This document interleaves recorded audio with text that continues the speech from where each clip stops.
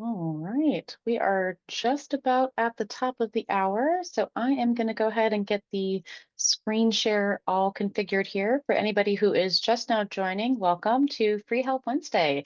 My name is Libby here at Mind Skills, and I'm going to be chatting with you guys about DocGens and going through some fun DocGen stuff. As I said at the beginning of this webinar, if you have any questions about DocGens or if anything comes up while we're demoing some stuff on this call, please feel free to drop it in the chat. I will be taking a look at that throughout this process. And if we have time left at the end to go through any kind of unique scenarios or specific questions on the call, we are happy to demo that for you. So we have about 30 more seconds before it's truly 2 o'clock Eastern. So we'll go ahead and get that screen share going, and then we'll get into the wonderful world of DocGens. All righty. All right, hopefully everyone's seeing Filevine and not my inbox. Let's see, looks great. Okay, wonderful. All righty, well, so today we are going to be talking about the basics of DocGen. How to create DocGens, how to edit them, how to save them, kind of some cool next steps that you can take once you've generated that document. We will also, if there's time at the end, we'll have some time to look at the back end and coding DocGens, how to place widgets, what the logic of that looks like. So if you have any specific questions about that, again, feel free to drop them in the chat and we will take a look.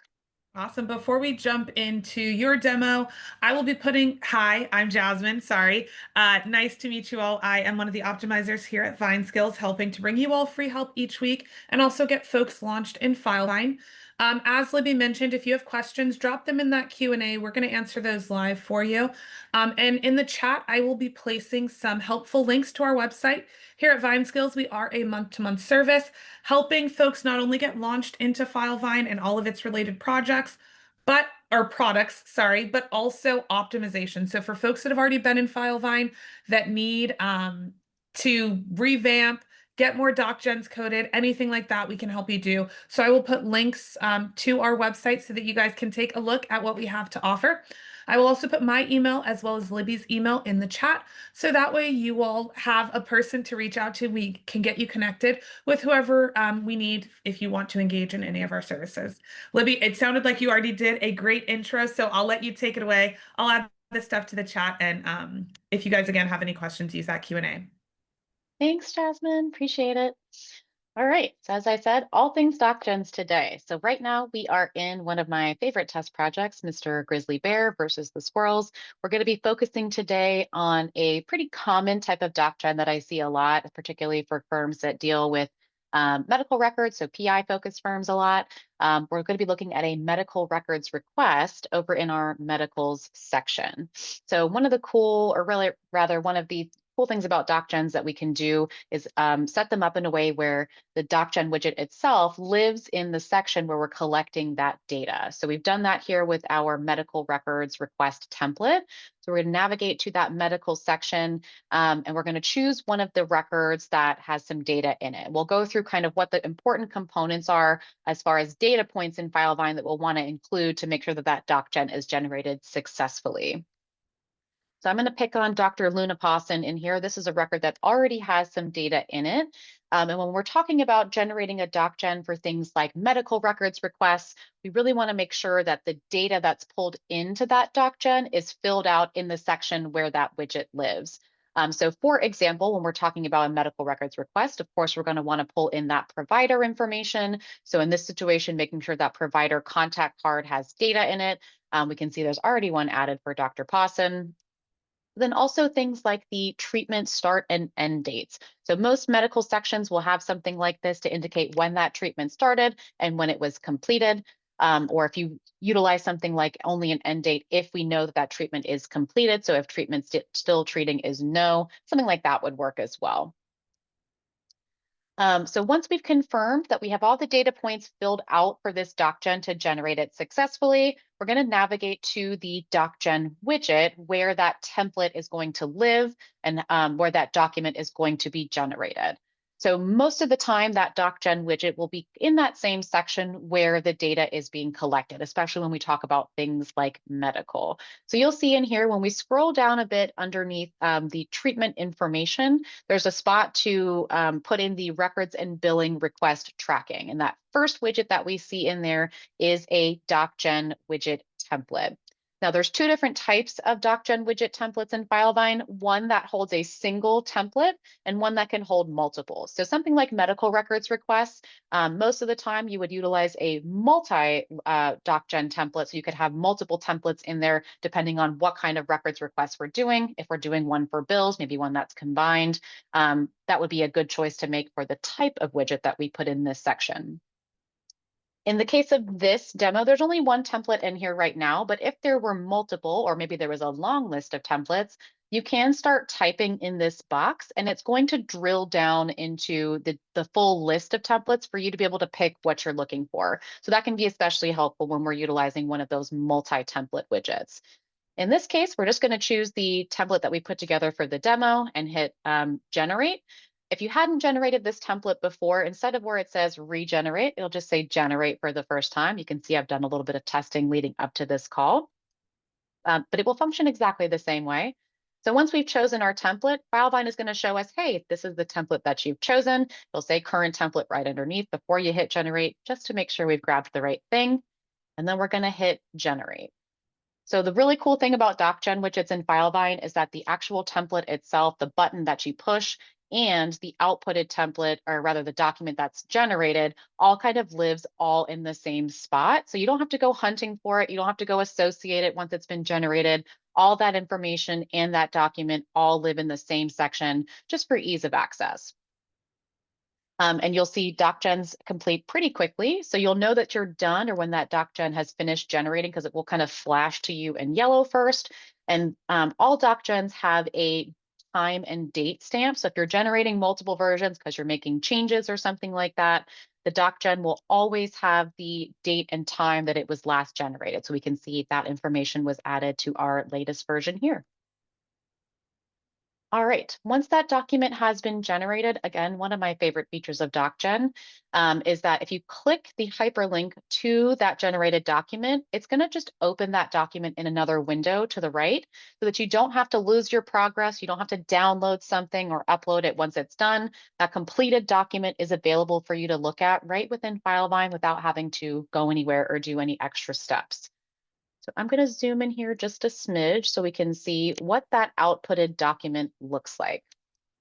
So we can see that the DocGen template populated today's date, all of the contact information that was associated with our provider, so all the data that was added to this contact card, as well as some sort of evergreen or client-related information that is considered static. So things like our client's name, their date of birth, their social security number, and like the project number.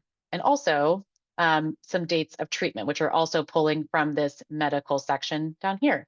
So we can see, because there's no blank spaces on this template, there's no sort of gaps in information, all the data that we needed to pull into this DocGen template were filled out in the corresponding section. We'll also see some other case information like the attorney on file, the mailing address for the firm to send those records to, and the associated phone number or email to follow up with if there's any issues. Okay.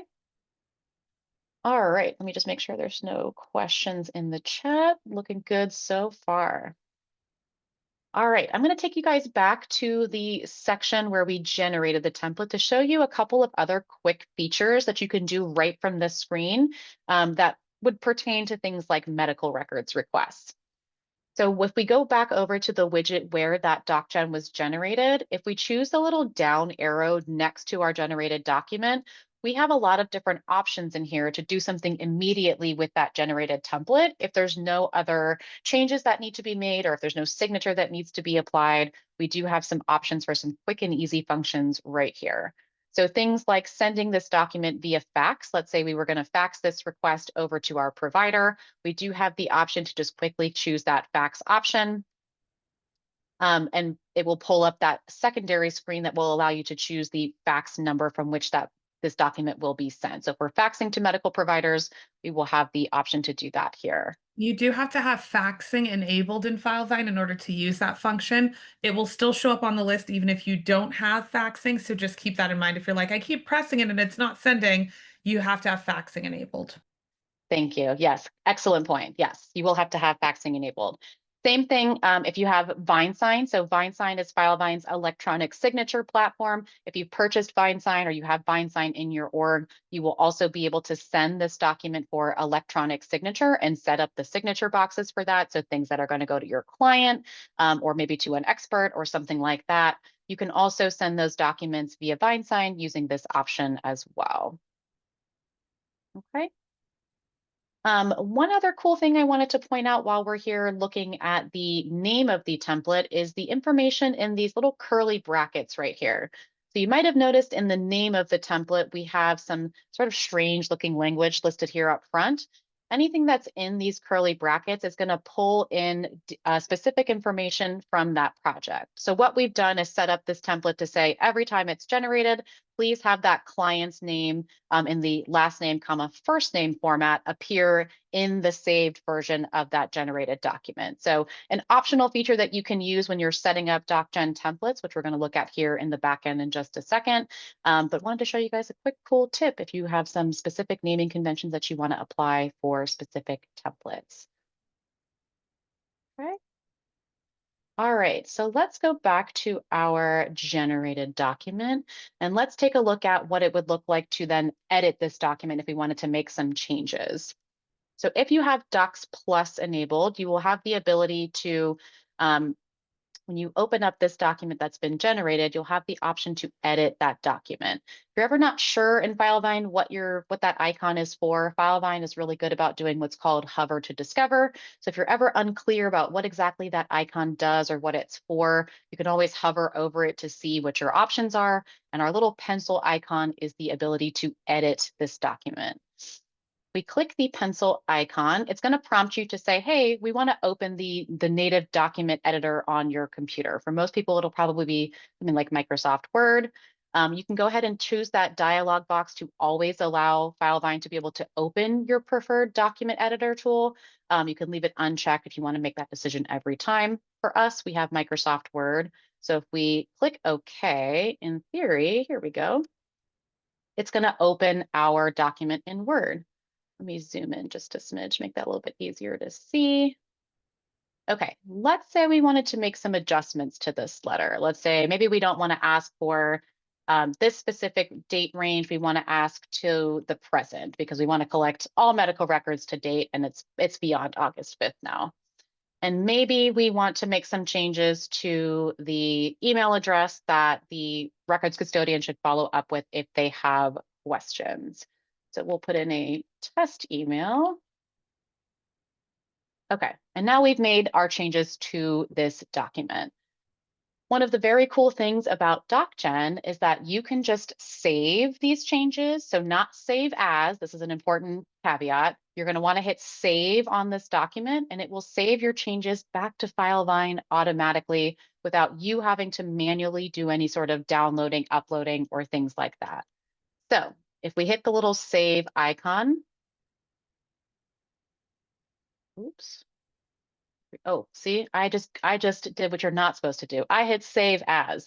So don't do what I just did. Hit save so that it will save your changes to that document back to Filevine. So we'll actually go back and we will refresh so I can show you the right way to do that.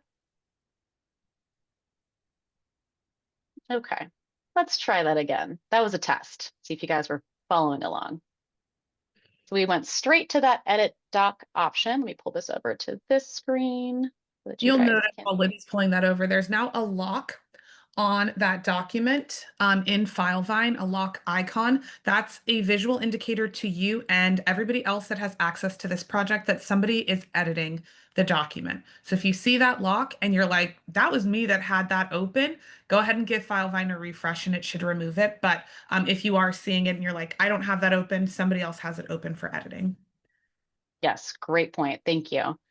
Okay, so the right way, retest, is to hit save, not save as. And once we exit out of this document, we will see, let me go ahead and make a quick change so we can see what that's looking like.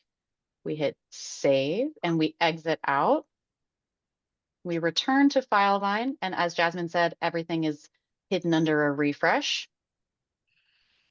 Once we open that document again in Filevine, one, that lock icon is gone because we've taken the steps to close out of it.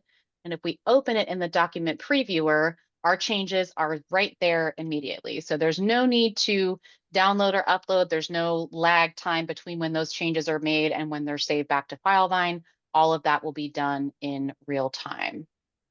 If you want to quickly see your updates, I usually open up a preview like this and then do how Libby did the first time, clicking on that icon. This page will stay open even after you've exited out of Word. So you can just give this page a quick refresh to see whatever edits that you've made.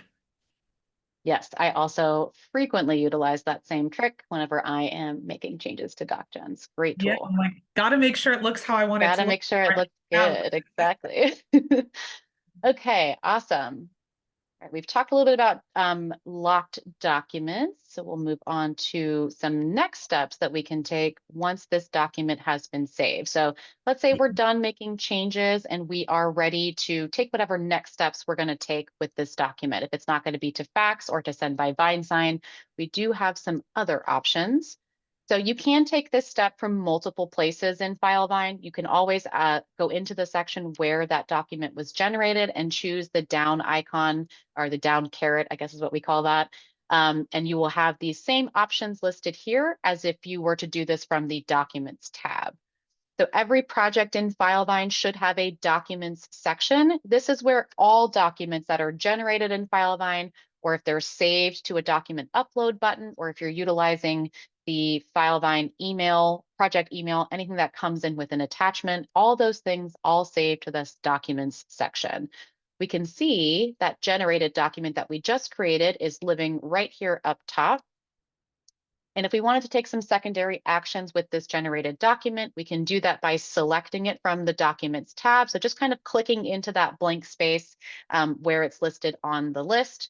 And up at the top, you'll see we have some options up here that are similar to that three-dot menu that we looked at in the medical section. So if we click that three-dot menu, here are our available options for some steps we can take once that document has been generated. One of your options is to create this document as a PDF or to print it off. So if you ever need to print this document for signature, if you are planning to mail this document to a provider, you will be able to do that from this screen. If we needed to print this document, you can go ahead and choose the preview option and choose the print icon up at the top, and that will print that off for you just as is. We need to convert to PDF. That three-dot menu can be brought up again, and we choose to PDF. So those are two useful options for things like medical records requests. We also have the option to do some other things to kind of make note about this document internally. So let's say my attorney assigned me to send out this records request, and I wanted to kind of let him know that I had done that by showing him the generated document in the Documents tab. You are able to make a note with generated documents. So if you choose that note this option, this will create a new activity feed item in the project, and you can utilize the mentioning tool, so the plus at icon, to say, hey, Jasmine, here's this completed document for you to take a look at, and they will get a notification with that document linked right there.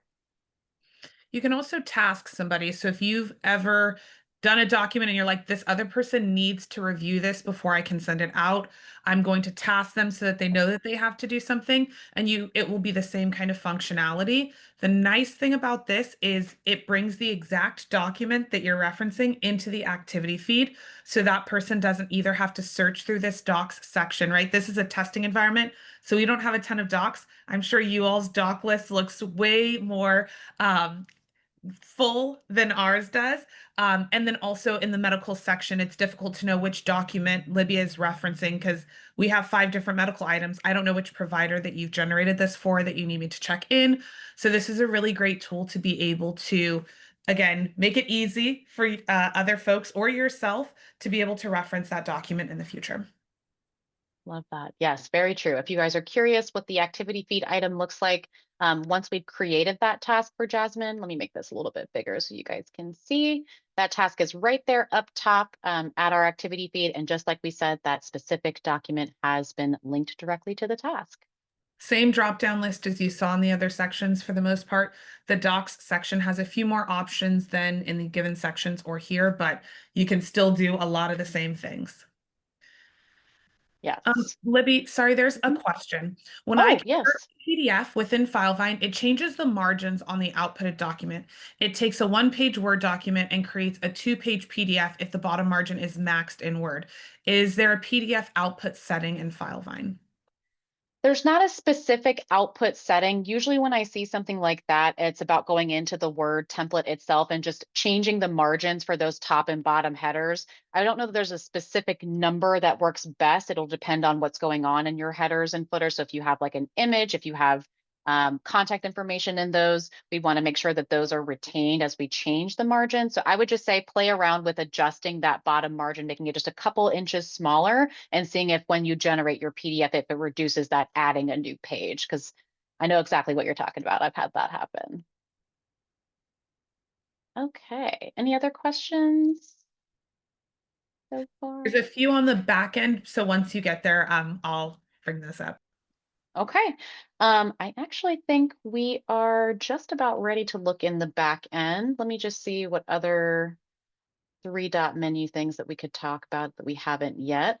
Um, The two couple of other things I think are useful here as in this three dot menu, same thing in the docs tab or in the actual section. You can come in here and quickly rename this document if you want it to be called something other than the standard output that's a part of the template. Whatever changes you make will be reflected globally. So here's our new title and we hit the check mark. It's going to update that document title across the board.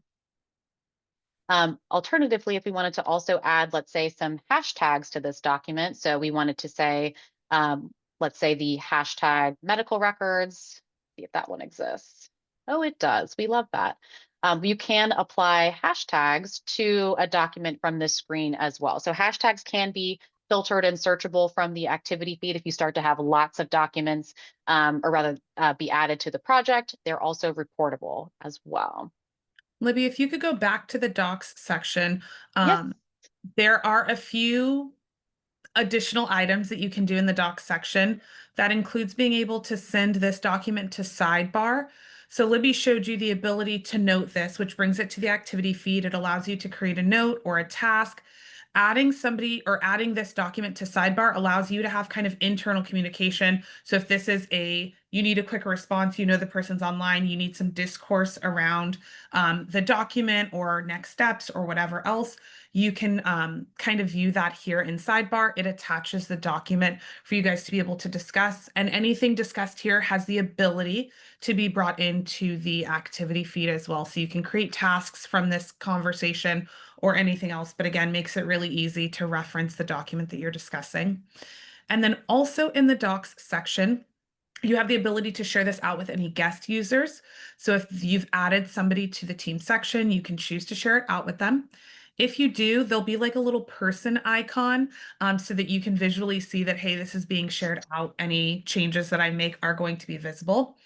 And then the last thing that I always like to point out, this little circle here all the way to the right is going to bring up your document properties. It looks kind of similar to other pages that we've seen, but this will give you a preview. It will also show you in the eye some of the like data behind this, right? So the tags that Libby talked about, you can add or edit and view them here. You can see where this is attached in sections or activity items, any VineSign jobs that are created.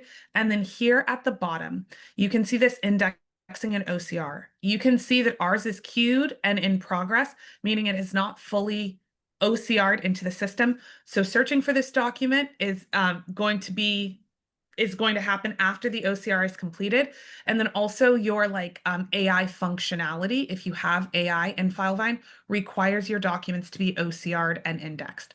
So make sure that if you're like, hey, I'm not sure why I'm not seeing this, that you check kind of the file properties down here to make sure that it is, again, indexed and OCR'd. Great, thank you. All Yeah. right. Any other docs section questions before we transition to talk about some of the back end components? Somebody else did give a tip, so thank you. Sometimes they get caught between versions, and the versioning is under what they call the stopwatch. So here in the properties, yep, that shows you all of the different versions of the document. It stacks them so that you can see them. You can restore previous versions if you need, or at least reference them if you need to kind of see that information. If you happen to be working offline on this document and you want to include it in this version history, you can always upload that version here so that again, you can kind of see the lineage of this document from start to finish. So thank you to whoever that was for pointing that out. I appreciate that tip. Love that. Okay, great. All righty. If there are no other questions right now, we'll transition and we'll talk a little bit about the back end and setup of DocGen. Um, and go from there. Okay, great. So to access the DocGen setup tool, this is an advanced permission, so you will have to have this tool enabled in order to see this tool on the back end. For those of you that have access to it, we're going to use our 3 hamburger menu or the main menu, depending on who you ask, and go to the advanced menu. And on the left-hand side, we're going to be looking for the DocGen setup tool. Now, for most folks, you won't have multiple orgs to choose from. Most people on Filevine are in a single org. There's a couple of things going on in ours, so we're going to choose Skills as the org. If you are dealing with multiple project types in Filevine, you're going to get to drill down by the specific project type that you're looking for. We're in our free help templates. If you have personal injury, if you have criminal, if you've got other templates, just search for the name that you're looking for. And then we're going to drill down by what section this widget lives in. Important to caveat, or rather preface, when we talk about the DocGen setup, is that best practice will be that your widget already exists in the section in which you're trying to add the template. Otherwise, you won't see that option listed here. For this demo, we're going to be talking about a declination letter. So if we're declining to sign up that client for whatever reason, and that would be in our case summary section. And just as a reminder, when you're trying to determine where this document should live, if you are pulling data from a medical section, like we saw Libby do, that document has to live in that section. It can't live in the case summary and pull data from a collection section. So keep that in mind. If you don't have a place for it to live, you'll have to add that in and then come back into this section. Yes, great point about the logic of where the button lives. I will walk you through how to add one of those widgets if you don't have one as part of this step as well. But let's say for the purposes of this demo, we already have the widget in place. It's going to be in our case summary section, and it's going to be in this generate declination letter template. What I'm going to do is just open this in the preview so you guys can get a feel for what the codes are going to look like in this DocGen template. So one of my favorite features of DocGen and in Filevine in general is that double click and opening the previewer works no matter kind of where you are in the system. So if you ever want to check your coding and make sure that everything is accurate, you can just double click that document from the uploaded DocGen templates to see all the coding that you've put in place. Now, DocGens are informed by field selector codes. So when we go into the section where our button is going to live, we'll have an option for this field selector list. If you click this hyperlink, it's going to open a list of fields in another tab. Keep in mind, depending on how big your templates are, how many fields you have in Filevine, it may take a second for this page to load. But when you land here, you'll see that all of the available fields that we can pull into a DocGen are broken out into the categories by which or where they're found in Filevine. So things like general fields will include things like your incident date, your project information, things like your project number, what phase we're in, things of that nature would live under a general list of fields. But you can also break it down by section. So things like if we were building this in the medical section and we wanted to see just medical fields, we could scroll down and find that section and open those specific field selector codes from here as well. As a reminder, these fields change depending on which section that you're generating this data from. So it's good practice to generate a new field list every time you enter a new section. You can view the section name at the top. It says case summary. Yep, perfect. So if you're trying to find medical information, you'll need to go back to the setup, choose medicals, and then pull a field list for that. And the reason for that is the collection sections have specific data, and you're only able to pull those codes when you're in those sections. You're going to be able to pull the like static fields across the board, but in the example that Libby is giving in case summary, the collection sections are going to be very general, very similar to the things that you're going to be able to bring into your vitals, or what you're going to see as capability for DocGen code. So keep that in mind. Yes, great call out. Okay, so if we wanted to code some information, let me do one of Jasmine's best practices, which is go to the section and regenerate our list. So we're working from a clean one. We'll open this up. For something like a declination letter, so we're going to be sending this out to our client, we're going to want to pull in some client specific information. So if I wanted to find, let's say, the client's full name and their mailing address, once I've opened the field list for the section that we're in, so case summary, I can choose to click on the client header and kind of drill down to those specific fields for me to add to my template. I'm going to click that client icon.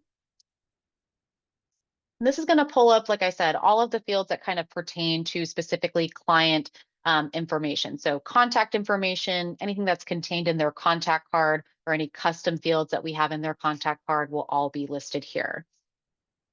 The best way, oh, go ahead, Jasmine. No, I was going to say that was somebody's question. How do you specify the file name with client info? These are the codes that you would look to for the client name code that Libby used in the previous example.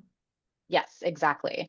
I find that the best way to kind of drill further down and find exactly what field we're looking for is to use the search function within your browser. So for me, that's Control F, and that will bring up a search bar for us to look for the specific field that we're looking for. Because as you can imagine, depending on what section you're in, you may have hundreds and hundreds of fields to be sifting through. And rather than kind of scroll manually, this process is always going to get you there a little bit faster. I find that it's easiest to search for the name of the field. So what it looks like on the left-hand side, over time, you may find that it's easier as you're building DocGens to kind of reference the replacement code, which you'll see here in a moment. Those follow a really specific naming convention. So always start with kind of what the front end version of that field name is called. So if we're looking for, like I said, client full name, or name rather, we could start typing in name. Actually, let's do this because it'll be a little bit easier. It's going to show you all of the fields that match what we're looking for. And in this case, we're looking for their full name. So this is case sensitive. You will want to make sure that you're following the case sensitivities on the left. So if we're looking for client full name, it'll be capital C for client, capital F for full, et cetera. Once we've found the field that we're looking for, we can just click this little copy icon to the right of the replacement code and add that to our template. So I'm going to demonstrate what that looks like. I'm going to go ahead and download this template, or edit it rather, so that we pull it up in Word. We can practice adding some of these codes to this document. And with Word documents, you have the option to either upload them and then edit the way that Libby is showing, or you can have it open, code it out, and then upload it or import it into Filevine. So you have a few options here. PDFs work a little bit different. They need to be fillable, and you have to upload them before you can code them out. Okay, pull this over here. We can see what that looks like. Go ahead and ignore some of this coding right here. I don't want to confuse you guys too much with merge codes just yet. But let's say we wanted to put in the client's full name as part of this document. So we would put in that code that we just copied. It's going to be client. Actually, I just copied something else. So let me grab it again. We'll go back to our field replacement code, client full name, hit copy, and then come back to our Word document. And all we'll have to do is just Control V, and you can paste that code right in. So what we're doing is telling Filevine that when this letter is generated, we want to pull in the client's specific information, specifically their name, to this field in the document. We're not just limited to things like client name or client information. You can also pull in other static information, like things like incident date or the type of case that we're dealing with, and pull those codes as well. So if we wanted to see what that looks like, we would go back to our field selector codes. And in this case, if we go back to the main page for case summary, we wanted to pull in, let's say, the incident date, we could pull up that incident field code list and grab that code as well. You So can incident date will be here. Go ahead. was going to say you can also pull a full code list. So if you're like, I don't want to have to keep going back and forth, I don't know where these fields live to be able to choose the right section, you can pull an entire field list. That list can be very long depending on how many fields that you have. And so sometimes it takes, how Libby was mentioning, a long time to load. It's pulling all of your options. So you can see it's still thinking because there are so many codes. The scroll here is going to be extremely long and very, very tiny. So keep that in mind. Libby is pulling them individually because it obviously is much quicker and she knows where they're living, but you do have the option to pull a full list if need be. Yes, it is often very long. So if it takes a long time, just give it a second. It will eventually load that full list, but definitely a good idea if you're ever unsure of where that field is coming from. But let's say we were going to add incident date, same concept. You're just going to copy that field over and then we would add it back to our template and hit save if it will ever come back. Here we go. Okay. So that field would be added here. So let's say we've added all of our custom fields to this template and we're ready to generate it in Filevine. As Jasmine said, you can just create these templates directly from Word and then manually upload them. I'll show you what that looks like here in a second. But you can also go in and just edit existing templates using the same functionality that we looked at with DocGen. So we've saved, we'll exit, and then we'll return to the DocGen setup page. So now we're back over here in DocGen setup where we pulled that initial list of fields. If we were uploading a brand new template for the first time, we could go to the upload button over here, or rather this upload button, the plus sign, and add a new template. So let's say it was our declination letter. This will give us a second version. You can go ahead and upload that document directly to this section. And as long as you don't get an error message, so something that will pop up right in the middle of your screen, you won't be able to miss it. That means that your template has loaded correctly and all your codes are functioning as expected. If you ever run into issues where you get an error message on the screen, it's almost always because the code has been inputted incorrectly. There's an errant space, maybe there's a typo, a period that we didn't need to add. So always go back and double check your template to see if there's anything sticking out to you weird with the replacement codes. You're also only going to see that plus sign if you use a DocGen multi-template. So if you're looking and you're like, my widget does not have a plus sign, it's a singular upload field. And Libby's going to go into how to add them and all of that, but just wanted to make a note. If you're not seeing that plus sign, it's not a multi-DocGen field. Yes. Okay. Any questions so far on the coding process? We're going to start looking at customs editor about how to add widgets here next. Libby, can you go through how to edit the name of this so that if they wanted to add that code in, they could? Yes. If we ever need to rename a template, all you're going to have to do is select that template. So just kind of click into that blank space and hit the pencil icon, and then you'll be able to rename our templates here. Okay. And then for the codes, you would just go to those field list, pull the Oh, code, and yes. add it in. Yeah. Oh, yes, exactly. Sorry about that. No worries. Yes, if we wanted to pull in, let's say the client's name, or let's say the incident date is going to be part of that template name. Yes, you would just go in here when you choose that edit option, you would just paste in the appropriate field selector code. And every time you run that template, it's going to pull in that specific information from that specific project into the name. Awesome. It looks like there's a question. Mhm. Word docs are easy for coding. Can you run through a PDF as we have lots of forms? Do you have a filler? I don't have a fillable PDF currently, the one thing I was going to say about PDF doc generation is that it does have to be fillable. So you're going to want to ensure that the PDF that you're using does have fillable fields. We aren't able to use the PDF where you just kind of input a text box with the replacement code. Filevine won't read those codes accurately. So one tip I will say is just to ensure that you have fillable PDFs. I don't have one currently, Jasmine, but we could, if you want to leave your email, I can shoot you a Loom with how to do that process after this call.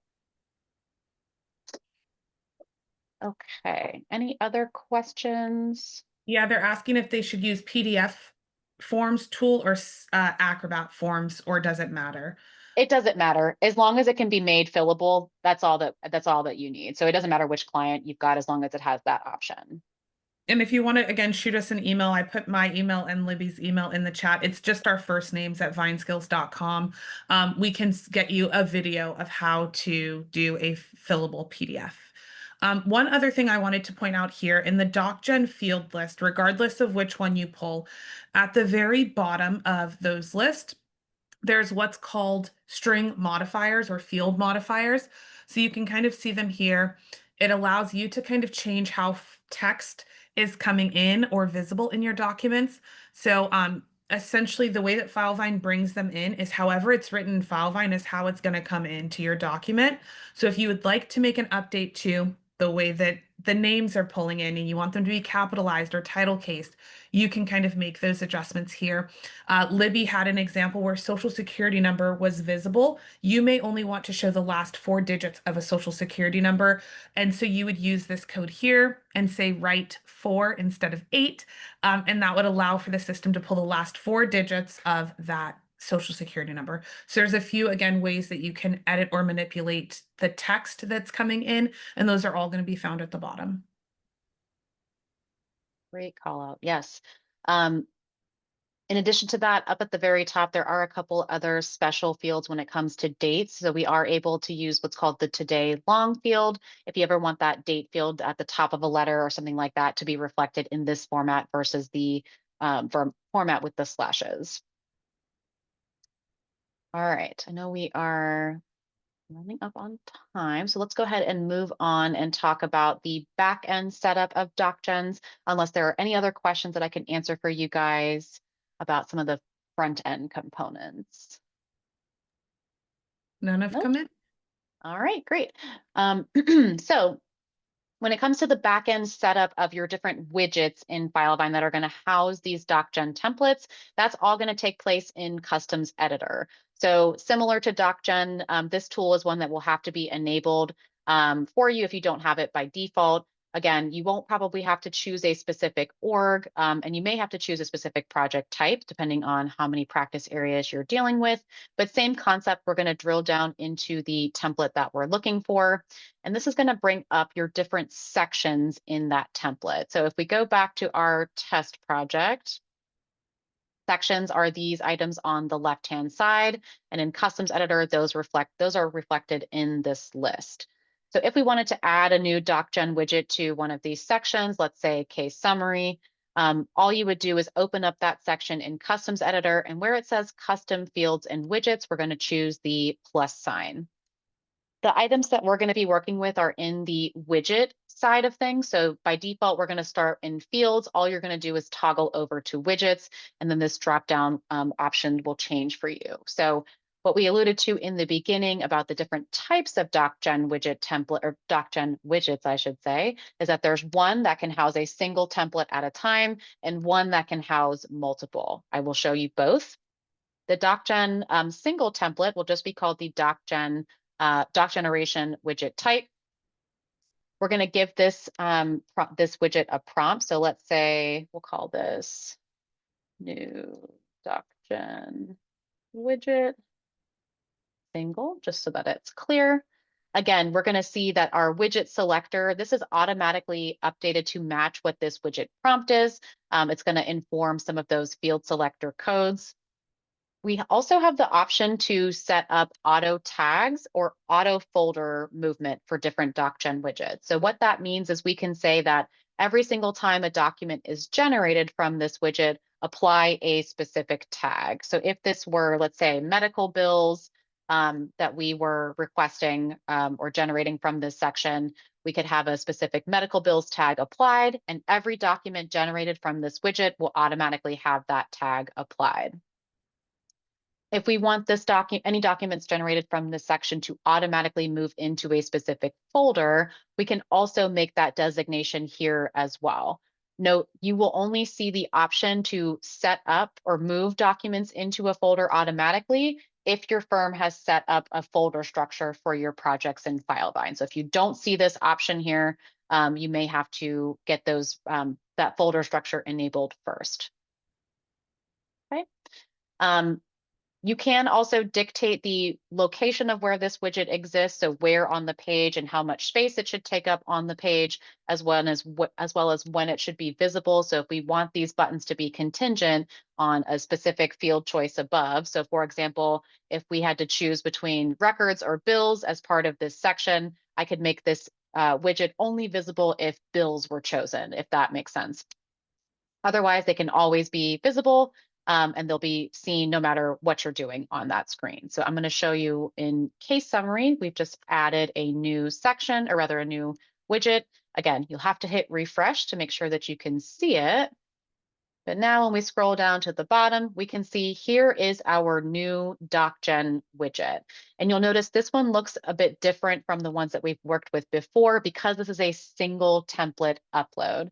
So when we add a template to this section, or rather this widget, that button will be visible. You can click it and it will always generate that same template no matter what.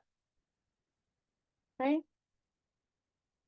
Also going to show you what it looks like to add a multi template widget. So same process, we'll go to that custom fields and widgets, add widget, and choose the multi-template version of doc generation, and it will follow the same thought process.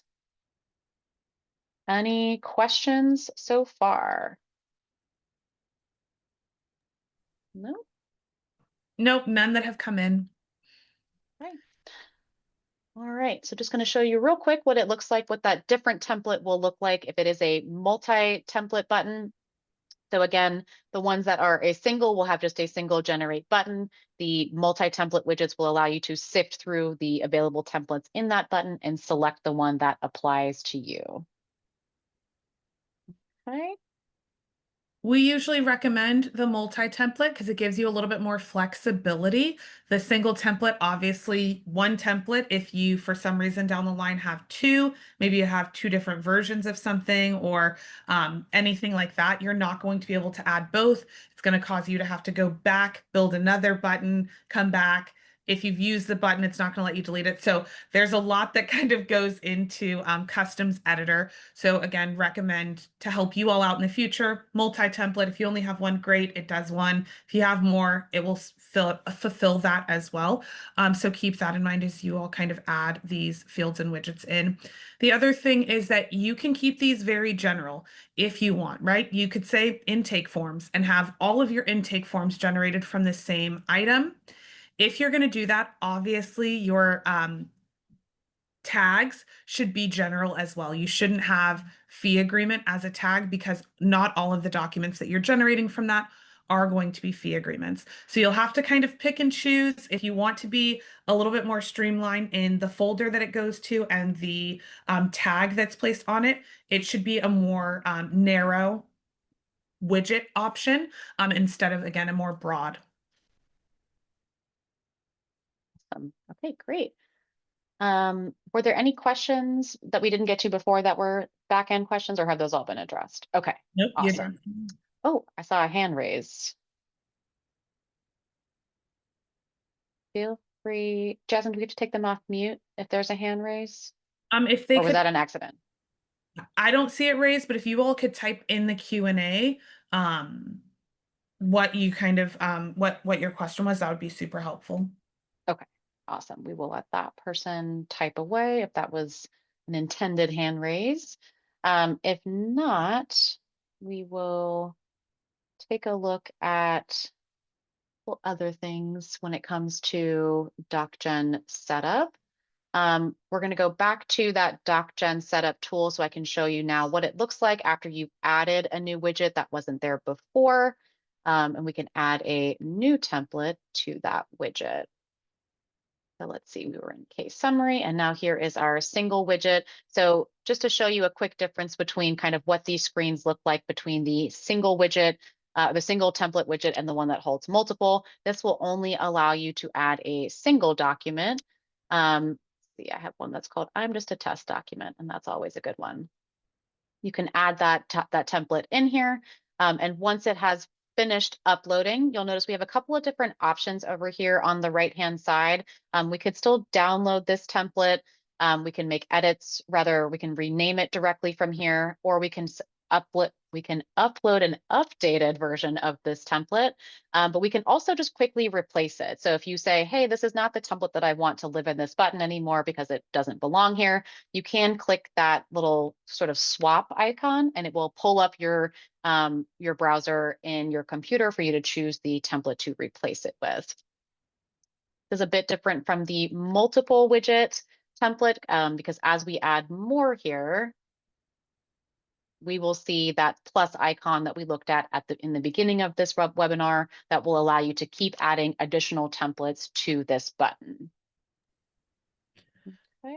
One thing to also note, the documents that you upload here for Word have to be .docx. If you've saved it as a .doc, it will not allow you to upload it. It'll have it grayed out as an option you won't be able to click on. So you'll have to go back and resave it as a .docx. Yes, excellent call out. Same thing if you are, I have some folks that are working from some pretty old templates. So if you're still using like a Windows 97, 2003 versioning, you will have to update that as well to a .docx for it to work with Filevine. Okay. You can also, as always, you can come in here and delete any template that doesn't belong. Filevine will let you just remove it if that was ever uploaded on accident. Okay, we have about 10 minutes left. If there are no other questions that you guys can think of, I'm happy to run through if there are any specific scenarios or any specific DocGens that you have questions on or things like that, please feel free to drop those in the chat. I Somebody will take a look uploaded at my a agenda. fillable PDF form to DocGen, then added the codes into those fillable fields through the DocGen editing option, client name, incident date, today's date, but the info isn't pulling on a test project. Is there a step I'm doing wrong or missing?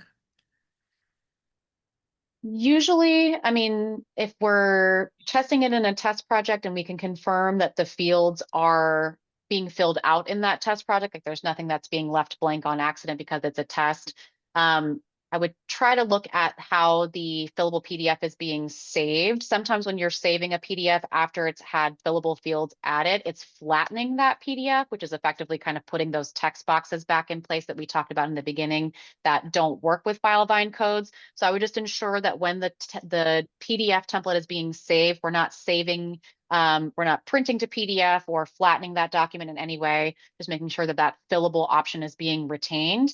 If you are still having issues, feel free to shoot me an email and I'm happy to troubleshoot that with you to see if we can't figure out what's causing you the issues with the fillable PDF.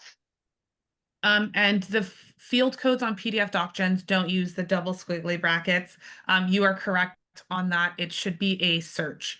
So you should be able to figure out or see on your template, number one, maybe that's associated with the date.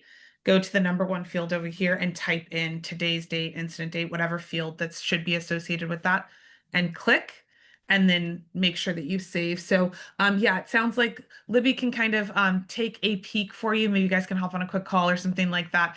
So shoot her an email and we can hopefully help to figure out what's going on there. And then Yeah, Libby, there's another question. When sure. entering information from a merge field into Word using an if condition, the paragraph turns into manual line breaks instead of paragraph breaks. Is there a way to fix this so that they are paragraph breaks? I'd have to see the document to know exactly what the issue is that's occurring. Can you read the question for me one more time, Jasmine? Yeah, when entering information from a merge field into Word using an if condition, the paragraph turns into manual line breaks instead of paragraph breaks. Is there a way to fix this so that they are paragraph breaks?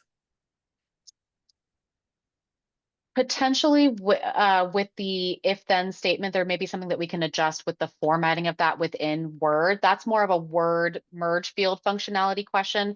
Same thing, happy to troubleshoot that with you. We definitely deal with Word merge fields quite a bit, but it's a little bit trickier to diagnose that without actually seeing the output itself. So if you're willing or able to share that with us, we can definitely take a look and troubleshoot that with you after this session if you guys are still experiencing issues. Perfect. Thanks, Libby. Yep, no Um, problem. While we wait to see if there's any additional questions, as I mentioned at the beginning of the call, here at Vine Skills, we are a monthly service. We like to be part of your team if you'll have us for however long that is. So we have some firms that keep us on their kind of books throughout the year. We have some that just hire us for a month or two to do things like DocGens or to consult with or anything like that. If you all have been in Filevine for a while and you're like, I have no idea where to start, we offer free audits so that we can kind of give you a starting point. Like, hey, we're seeing that you're not utilizing this. How can we revamp this so that it is beneficial and useful to your staff? Here are some things that we've seen, changes that you can make. I'm sure that you all have seen the pop-ups in Filevine with all of the new stuff that they have rolling out on a fairly regular basis. We pride ourselves in being experts in those things as they come out. And so if you're like, I want to take advantage of the client portal, but I have no idea where to start, again, you can reach out to us. We do trainings, we do updates, DocGens, again, the whole gamut, Filevine and Filevine related products. Libby is one of our lead docket optimizers as well. So if you're like, I'm trying to figure out what that looks like, we have folks that are very knowledgeable and have some great expertise in, again, all of Filevine products. So feel free to reach out to us. We'll connect you with the right optimizer. All of our optimization services and launch services are located on our website. We bring you these free help sessions every Wednesday with the help of my amazing colleagues who are, again, so knowledgeable. I feel like I always learn something on these calls, so I love it. So thank you so much, Libby, for providing your expertise today, and hopefully you all learned something. These sessions are recorded and will be up on our website typically by the end of the week. So you should be able to view them if you need to send this to somebody else. You can also view past sessions. We do have additional videos on our website that are not necessarily free help related, but again, to just help you throughout. YouTube has tons of videos as well. So feel free to peruse those areas to get some additional support there as well. And as always, if you all need anything, feel free to reach out. Thank you all so much for joining us today. And again, thank you so much, Libby. We hope to see you again in a future free help session. Thanks, guys. Bye-bye.